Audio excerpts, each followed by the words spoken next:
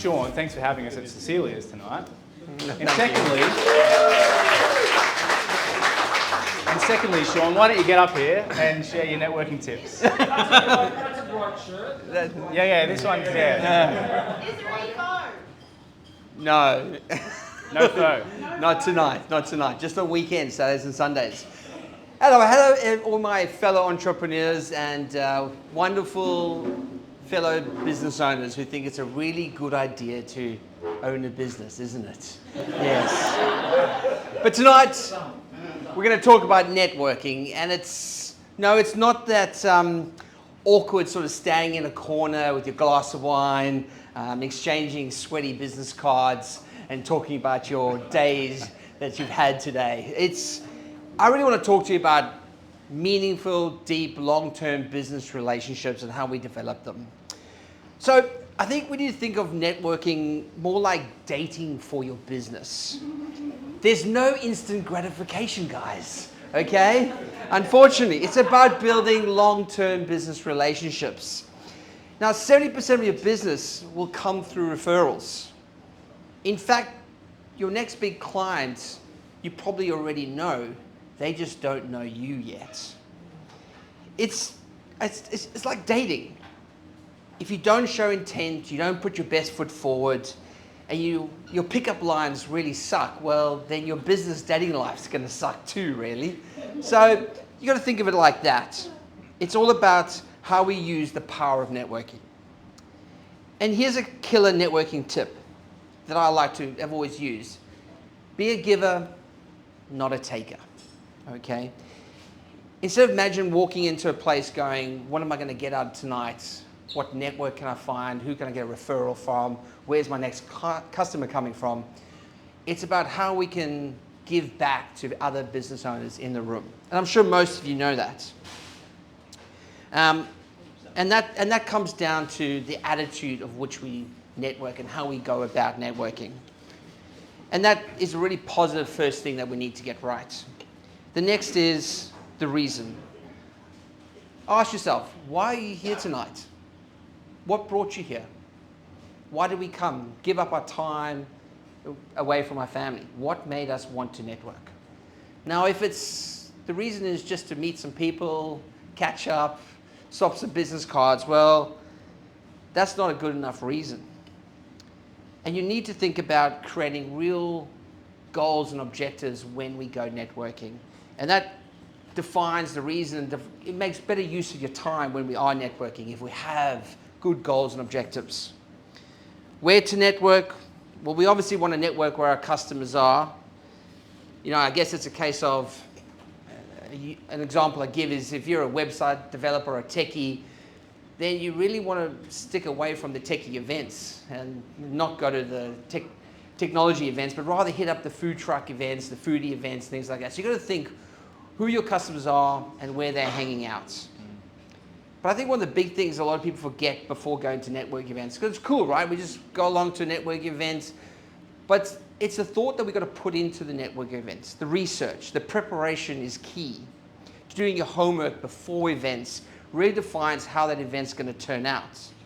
It's a bit like a first date. If you know nothing about that person, it's kind of like a long date, right?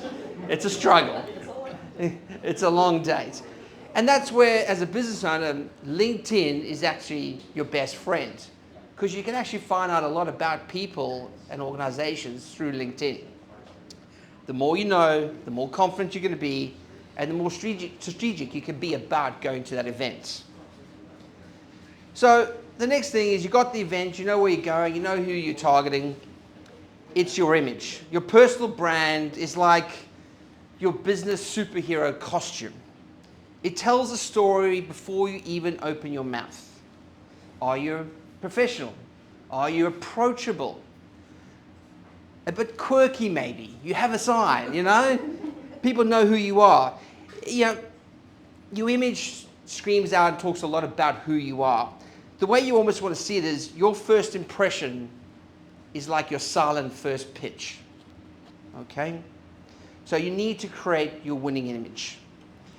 Once you've got that down packed, we're in the room, we need a winning pitch. You need to create an elevator pitch, something that's clear, concise, and compelling. And yes, people, one size does not fit all. You need to customize it for your different events that you go to, all right?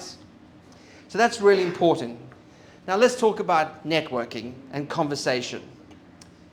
Just as spoken about earlier, a revolutionary concept, listen more than you talk. I have that problem as well. But really it comes down to be genuinely interested and engaging, not just interesting. Your ears are your most powerful networking tool.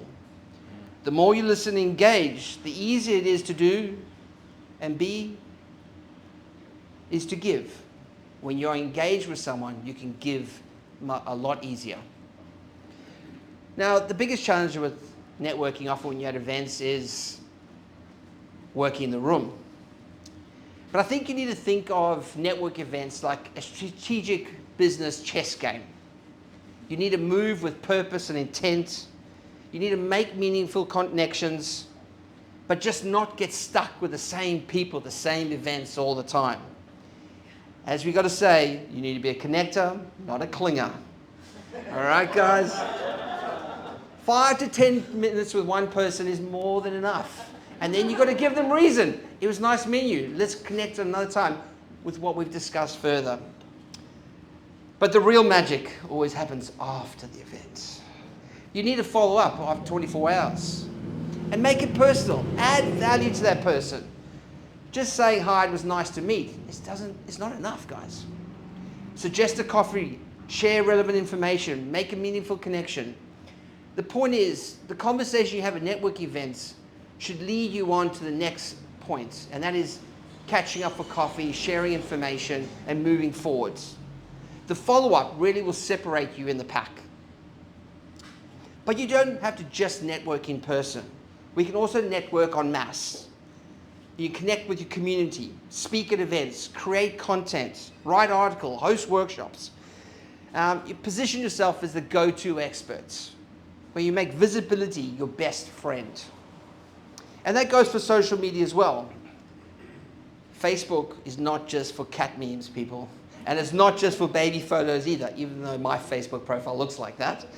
It is a powerful networking tool too. And you need to find out where your clientele hang out, whether it's LinkedIn, Facebook, TikTok, whatever it is, and make it relevant on that site. Choosing your platform, sharing the right content, and turning your digital connections into real-world connections, which is what you're doing here today through LinkedIn Local. And you can do that in your industry, your niche as well. As a last thing, bonus chapter, I love it. I want to talk about AI quickly. AI should be and will be your networking wingman. You need to think of it as your wingman. It's a great way to discover contacts. It's a great way to gain insights into people, organizations. It's a great way to write articles for yourself. And no matter how we use AI, it'll never replace human interactions, but it can speed track your networking ability super fast. Networking is not about business cards. In fact, I think we should burn the fuck out of them. That's the way I think. It's about building a community. So, guys, think about it for next year. Be generous, be authentic, and before any networking event, think about what you want to get out of it and how you can give value. Thank you, and enjoy the year.